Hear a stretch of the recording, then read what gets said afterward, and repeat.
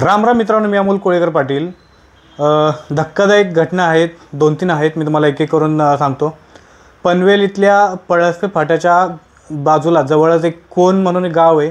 त्या गावातली धक्कादायक अशी घटना आहे की 13 वर्षाच्या एका मुलीला पहिली ओळख केली, त्याच्यानंतर गोड बोलून तिला फिरायला घेऊन गेला आणि फिरायला घेऊन गेल्यानंतर तिच्यासोबत लैंगिक अत्याचार केलेली घटना समोर आलेली। आरोपी सुफियान म्हणून आरोपी आहे, त्याला आता पोलिसांनी अटक केलेली आहे।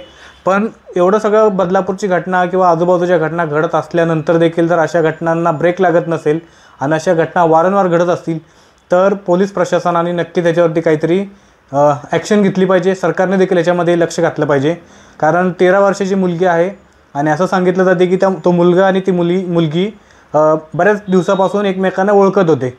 त्याच्यानंतर ते लोक फिरायला गेल्यानंतर त्याने सांगितले की मला तू खूप आवडते, मला तुझ्याशी लग्न करायचं आहे, मी तुझ्यासोबत लग्न करणार आहे।